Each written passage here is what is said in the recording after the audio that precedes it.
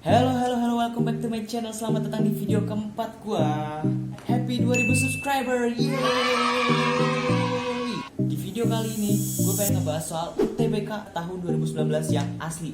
Pokoknya asli, udah lah, percaya aja. Tapi sebelum video mulai, gue pengen sharing sedikit sama kalian.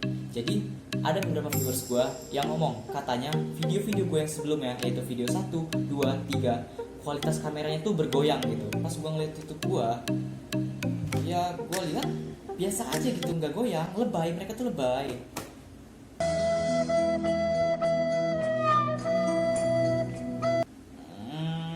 Iya sih goyang.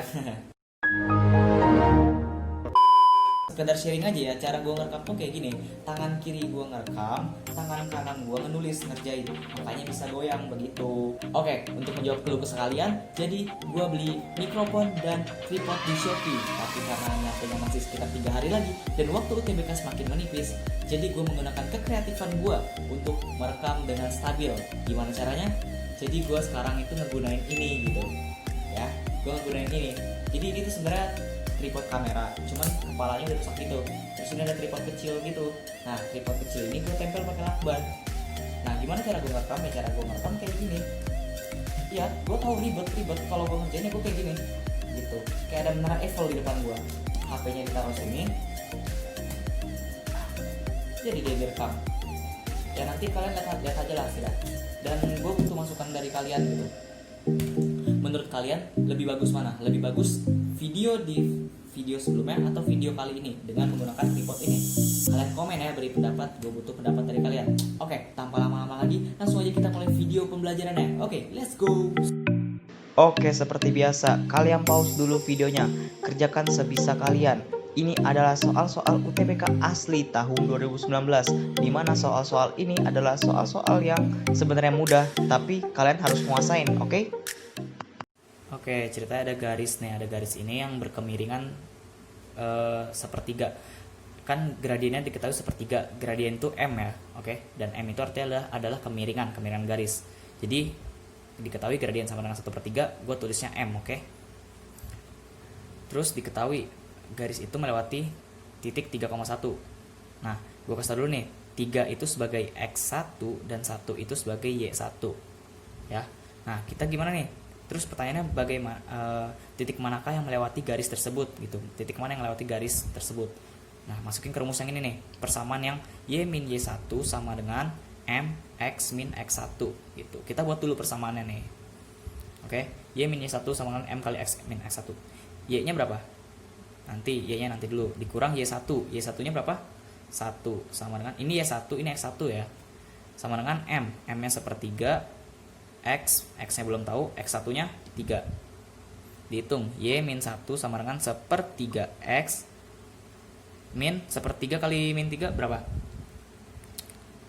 Min 1 ya. Oke. Terus Y sama dengan sepertiga X min 1 pindah ke kanan. Min 1 pindah ke kanan jadi plus 1 kan. Min 1 plus 1 sama dengan berapa? 0 ya, berarti habis, oke. Yaudah, jadi dapat persamaan Y sama dengan sepertiga X. Udah dapat nih. Ini adalah persamaannya Y sama dengan sepertiga X gitu. Nah, Y itu yang mana, X itu yang mana? Nah, sekarang kita masukin ini dari opsi 1 sampai 4, mana yang memenuhi persamaan ini gitu. Yang di sebelah kiri sebagai X dan yang sebelah kanan sebagai Y. Coba masukin yang pilihan 1. X-nya minus 3. Coba X-nya minus 3, Y-nya 0 gitu. Coba kita hitung. 0 sama dengan sepertiga dikali min 3, berapa hasilnya? Min 1. Apakah 0 sama dengan min 1?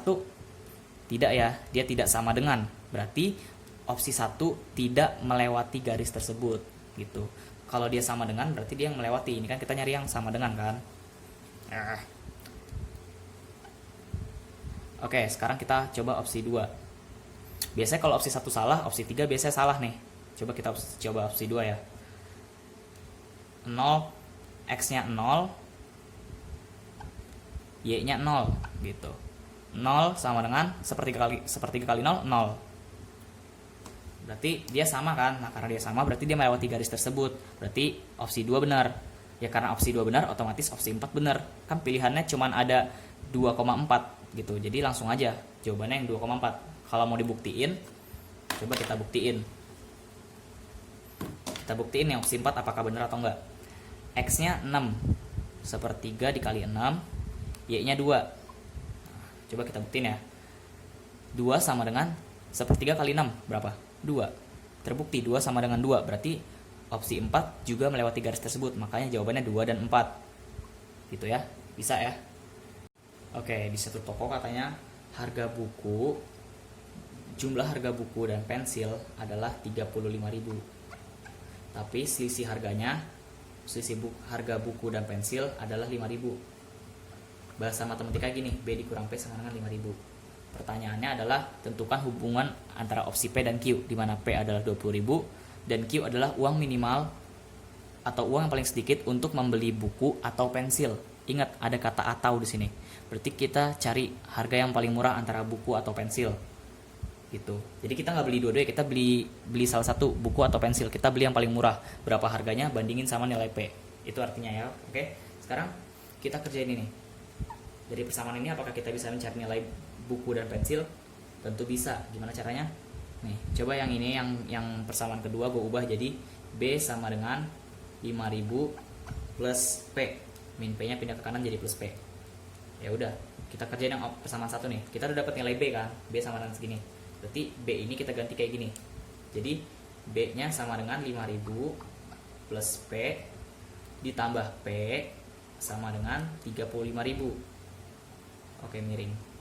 Nah, tinggal 5.000 ditambah 2P sama dengan 35.000. 2P sama dengan 5.000 pindah ke kanan. Berapa? 5.000 pindah ke kanan berarti jadi 30.000. P sama dengan 15.000. Oke, kita dapat harga pensil adalah 15.000. Kalau pensil 15.000, berarti buku berapa? 20.000. Oke, kan 20.000 tambah 15.000 adalah 35.000. Jadi kita dapat nilai buku sama dengan 20.000. Pertanyaannya, Q adalah uang minimal untuk membeli buku atau pensil. Uang minimal untuk membeli buku atau pensil. Ya, uang minimalnya berarti 15.000 dong. Kan kita beli pensil aja nih. 15.000. Berarti kita dapat opsi Q. Opsi Q jawabannya adalah 15.000. Nah, berarti hubungan antara P dan Q adalah P lebih besar dari Q. Oke, itu jawabannya. Gampang ya? Gampang dong. Oke, soal selanjutnya. Bilangan ganjil 6 angka yang terletak di kurang dari 500.000 dan tersusun atas angka 2, 4, 5, 6, 8, 9 adalah berapa banyak kemungkinannya gitu. Pertama, kita cari tahu dulu berapa angka yang diminta. Ini yang diminta 6 angka. Ya udah kita tulis aja kayak gini. 1, 2, 3, 4, 5, 6. Kalau di sekolah kalian mungkin diajarin pakai kotak gitu ya, tapi gue lebih suka pakai garis. Kenapa? Karena kalau pakai garis itu lebih menghemat pencoretan gitu. Maksudnya tinggal begini doang, nggak ribet harus nulis 6 kotak, kan ribet tuh ya. Jadi gue lebih suka pakai garis. Oke? Itu trik dari gue biar lebih cepat. Nah, terus kita ikutin syaratnya dulu nih. Harus kurang dari 500.000 dan harus ganjil. Kita pakai syarat yang ganjil dulu. Coba bilangan ganjil tuh yang mana? 2 ganjil bukan? 2 genap ya. 4 genap, 5 ganjil, 6 genap, 8 genap, 9 ganjil. Jadi karena bilangan ganjilnya ada 5 dan 9, bilangan ganjil ada 2 nih. Nah, kita tulis ini 2. Kenapa 2? Karena syaratnya harus ganjil dan yang ganjil ada 2. Ya tulisnya 2 gitu. Ya udah.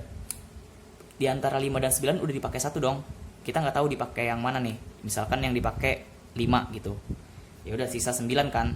Karena udah selesai nih yang syarat ganjil, sekarang kita coba kerjain syarat kurang dari 500.000. Coba di sini yang kurang dari 500.000 berapa?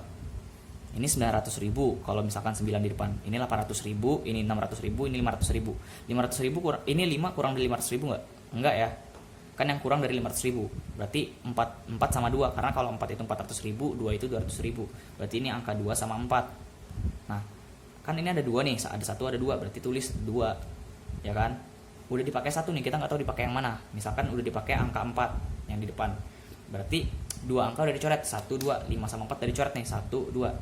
Sisa berapa angka? Sisa 1, 2, 3, 4 angka yang belum dicoret.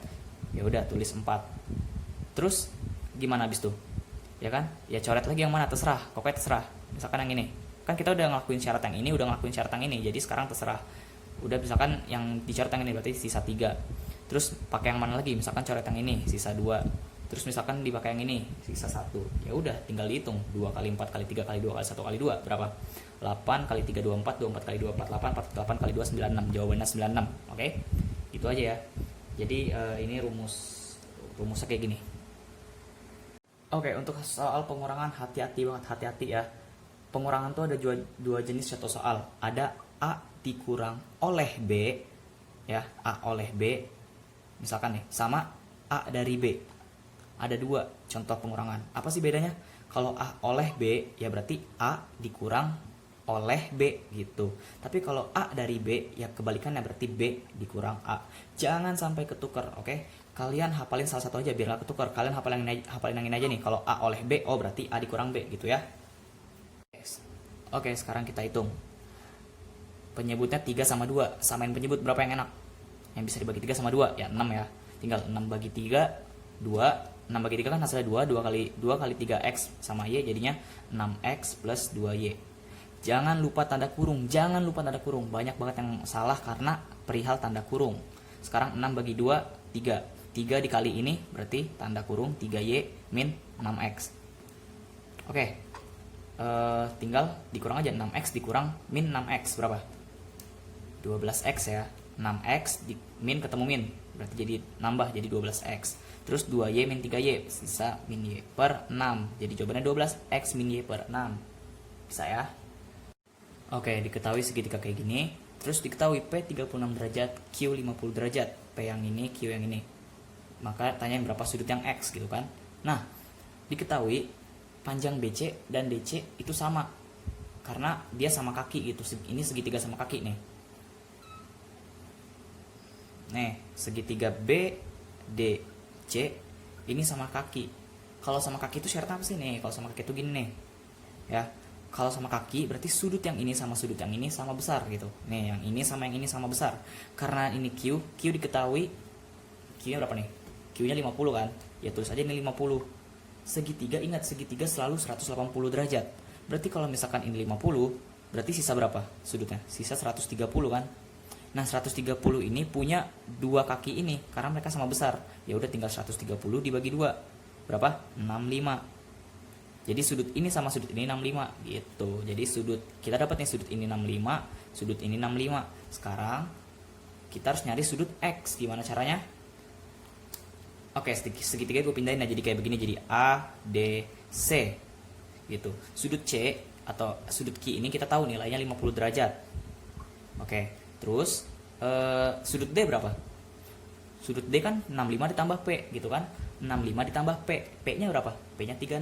Berarti 65 ditambah 36 itu adalah sudut D. Berapa 65 tambah 36? Berapa sih? 95 101 ya. Oke, udah ketemu segitiga kayak gini.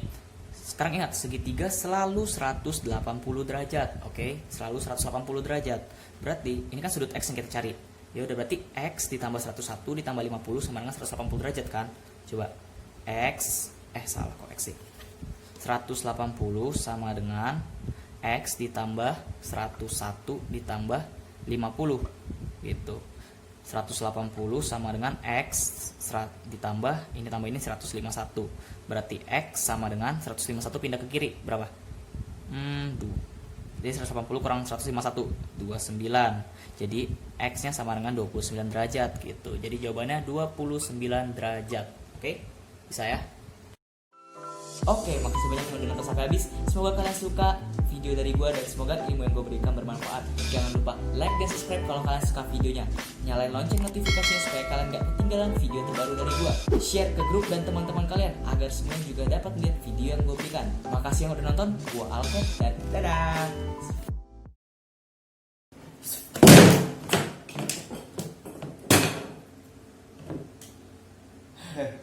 Aduh, emang susah kayak gini nih, sebenarnya nggak kayak gini harusnya.